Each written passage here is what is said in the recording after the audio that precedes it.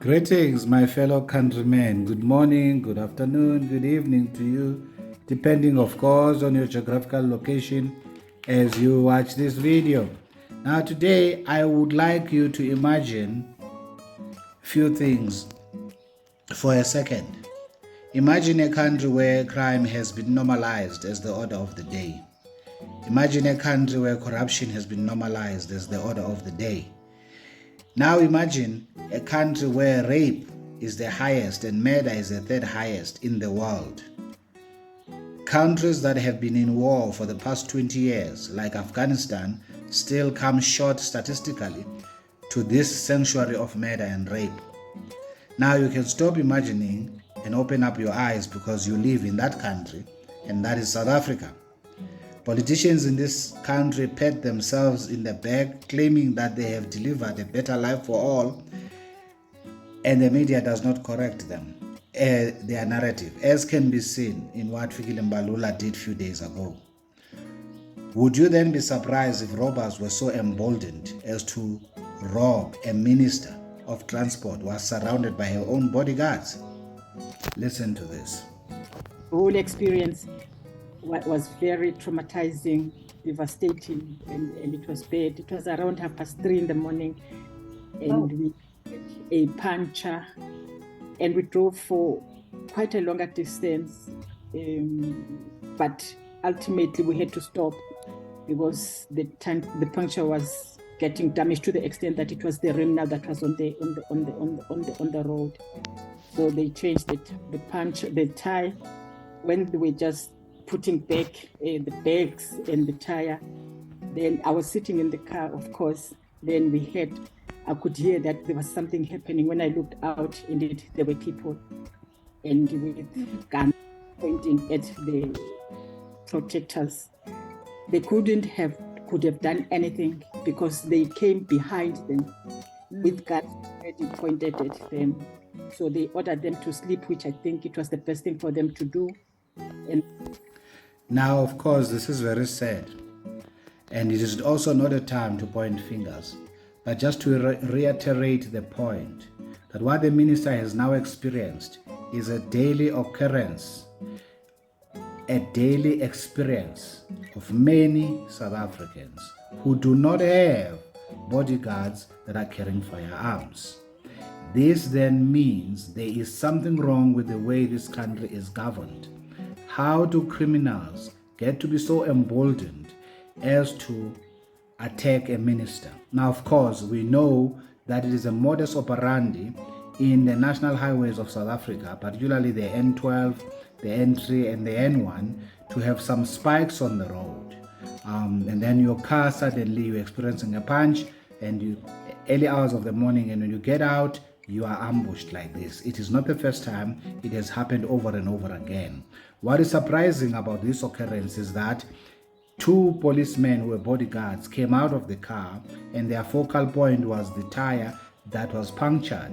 Never at any given point in time did they pay attention to a possibility that this puncture may actually have been imposed on them, and therefore they need to guard the scene and call for backup. Now, obviously, nobody lost their life. Two firearms which belongs to the police were stolen on the scene, were taken on the scene, and the minister was pickpocketed, searched her bag, and they asked her for money, and then they left the scene. But there is something that the minister says in this conversation which is rather disturbing, that these people referred to her bodyguards as protectors, which indeed that's what they are referred to in Parliament, and according to her, this is a knowledge that could only have been known by SAPS or by a member of Parliament. So thereby insinuating that she literally has been ambushed by her fellow parliamentarians, if you think about it. Because that's basically what she's suggesting when she makes that statement. Now, of course, I don't want to cast any aspersions on the parliamentarians, but these are the people that have run our country to the state in which it is at, where now criminals are emboldened. I can guarantee you, Ramaphosa will not fire Cele because of this. Now, obviously, Cele ought to be fired because of this. Why? The minister is one of the top 20 people in the country. She obviously needs to have been properly secured. Nobody, no thugs should have been able to try and be successful in robbing her, because what message are they sending to the state? So this is where I'm saying it's not time to pinpoint fingers on the minister and so on and so forth. I would imagine as a human being, that as a fellow human being, she obviously was traumatized.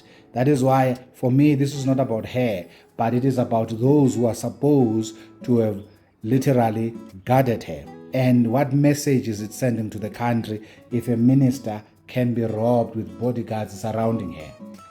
It is not a very good message to send out.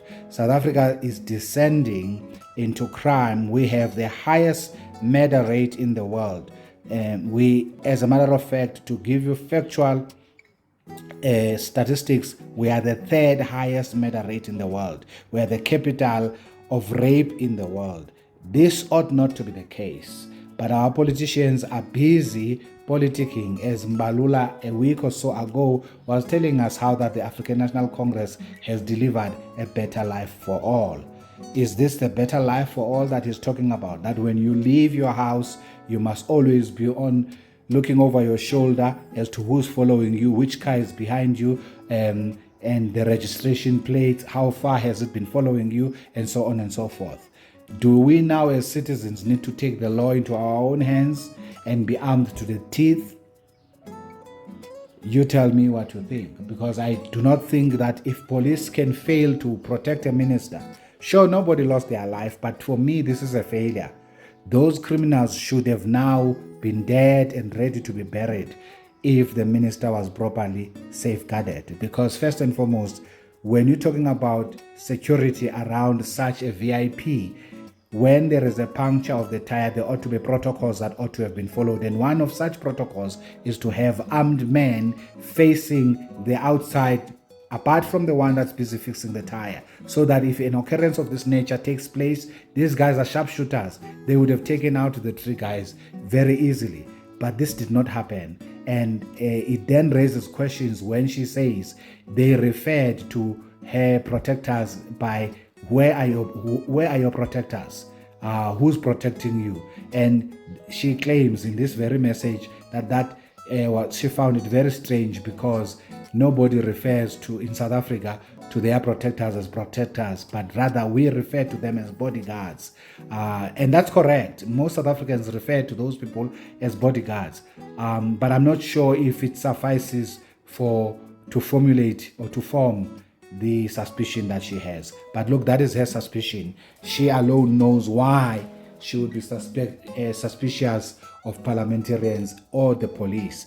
As she indicates in this video, when she looked at one of the guys, she could see whilst the guy was wearing a balaclava, but she could recognize the person. Therefore, she had to look away from the person, just lest the person knows that he is being recognized, and then they start shooting her dead. Nevertheless, that's the story, guys. It's a sad story, but it's certainly worth covering. You need to be on a lookout out there. And I would say, as a South African citizen, arm yourself to the teeth. So the ending of that message didn't go down very well. All I was saying is, to my fellow countrymen, arm yourself to the teeth so that you are able to defend yourself should a need arise. Ciao, ciao. Bye now.